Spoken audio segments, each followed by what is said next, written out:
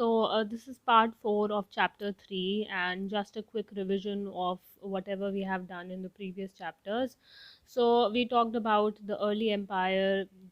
We see that there were two phases of the Roman Empire, early empire and the late phase, and both were divided by the third century. And apart from that, we talked about the three pillars of the Roman Empire, that is, the Principate, king himself, Senate, and the army. We also talked about that the most important people in the nobility class were that of the Italian descent, but with time, gradually, the city areas around the Mediterranean they started growing up, and therefore many people who were not of Italian descent they also got to important positions, and this was an aberration from the usual practice that we have seen in Roman Empire. So this is how things started changing in the Roman Empire. And finally, we come to the late phase of the Roman Empire after the third century crisis. So again, we have seen that there was a distinction between the late phase and the early phase, and this distinction line can be called as the third century crisis. So what actually happened in the third century? As compared to the first and the second centuries, which were mostly prosperous and peaceful, and there was a lot of economic expansion in terms of trade, etc., the third century brought the first signs of internal strain. Until now, there was no internal crisis. Internally, everything was peaceful. There were no conflicts internally, and therefore the empire stood strong for majority of the part. But from the 230s, the empire found itself fighting on several fronts. So mostly, first of all, there was a conflict internally, that is, there were friction between the people working in the administration itself. Apart from that, there were external conflicts as well, which has risen manifold times. That is, in Iran also there was an aggressive dynasty that was established in 225, and within just 15 years they were expanding in the direction of Euphrates. If you remember that Euphrates earlier used to form the frontier between the Roman Empire and Iranian Empire, but the Iranian Empire was now on the verge of trying to expand and take away parts of the Roman Empire under its control as well. So this information again we can find it from the famous rock inscription which has been left behind by the Iranian ruler by the name of Shapur I. So this again is important. He says that he had annihilated Roman army of 60,000, which again gives us an evidence that Iranian army was becoming much more stronger than the Roman Empire. Apart from the Iranians, there were other Germanic tribes also. These are the confederacies. Confederacies mean when there is not one ruler, but there are many rulers who are working together and taking major decisions. So these Germanic confederacies are again one of the factors which led to the weakening of the Roman Empire. So these confederacies they began to move against the Rhine and Danube frontiers. If you remember, we had read that in the north, Rhine and Danube used to form the northern boundaries of the Roman Empire. So these Germanic tribes also started encroaching upon the areas that were owned by the Roman Empire, and therefore the Romans had to abandon much of these territories, and which led to a loss of a lot of large area of land. And the Romans were so scared of these Germanic tribes that they had given them the name of barbarians. Barbarians are basically the uncivilized people who would be extremely violent.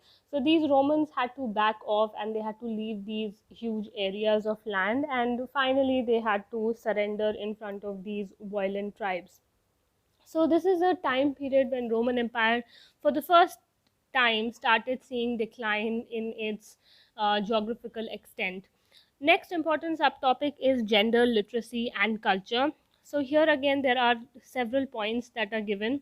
First important point here is that the culture was that of a nuclear family system. So again, this was a modern type of system in Roman society, and the sons were not it was not usual for the adult sons to live with their families, and if that happened, then that was considered to be exceptional and it was questioned.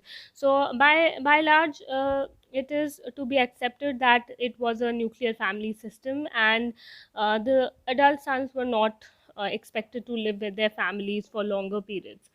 Next important point is about the slavery system.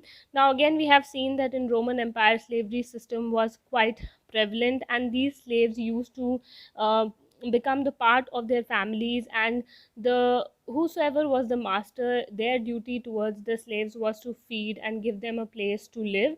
Apart from that, all other duties of the slaves were to serve the master the best way he or she could.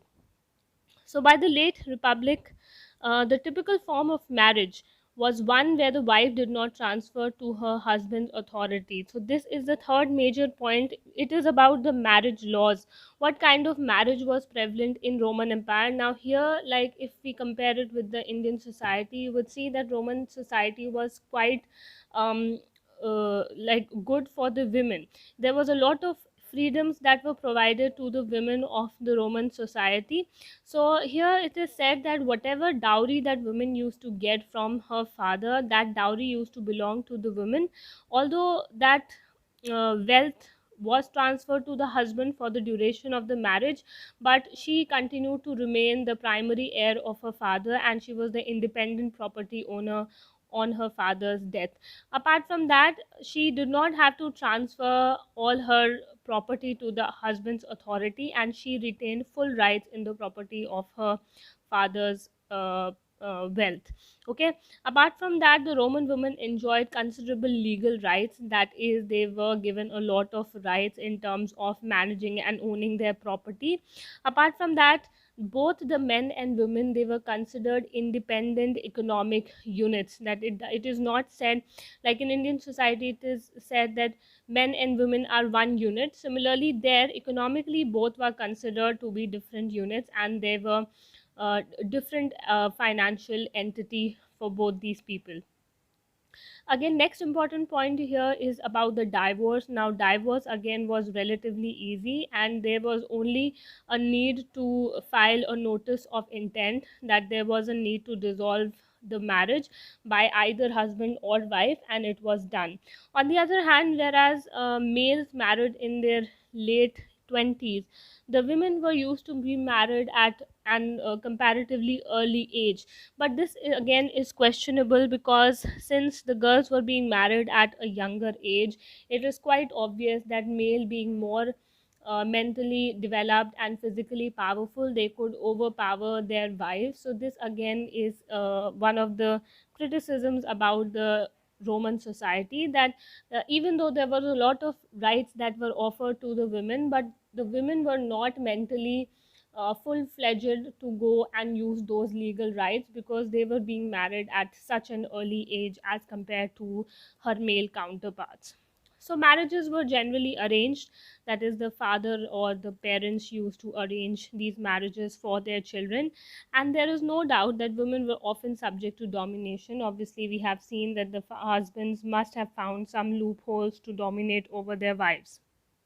And one such story has been given by Augustine, who is the great Catholic bishop who spent most of his life in North African part, and he has given the story that his mother was regularly beaten by his father, and most other wives of the small town where he grew up had the similar kind of story, that they were being dominated by their husbands and being harassed by their male counterparts.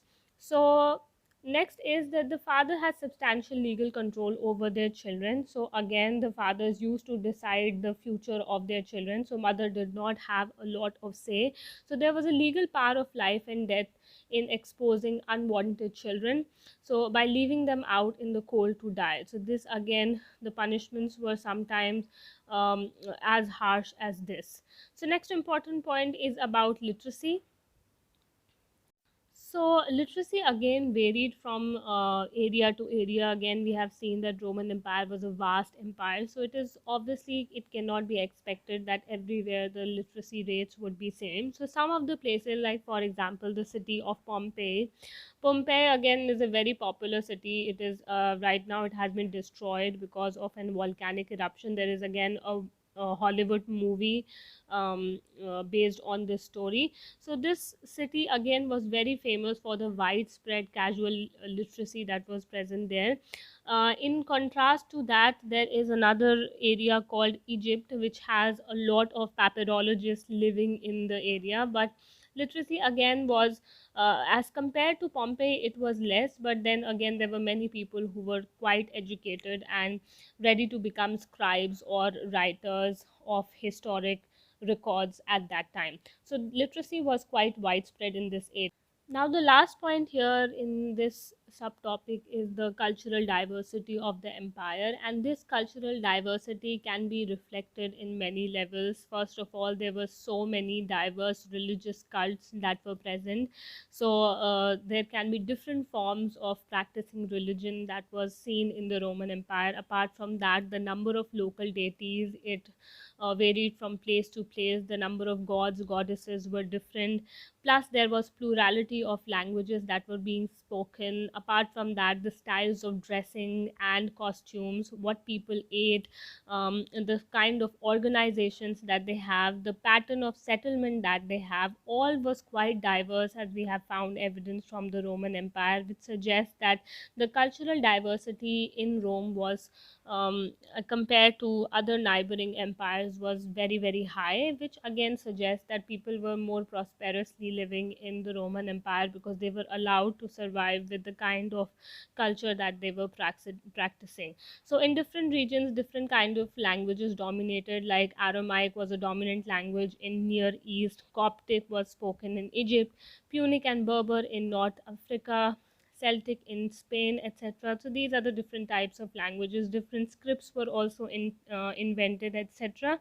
So this suggests that Roman Empire at that time was quite rich in its culture, and therefore it has an immense importance in the history of Europe because of the huge cultural diversity that existed in Roman Empire at that time. So that is all for today. We'll carry on with the chapter in the next part. See you. Stay tuned.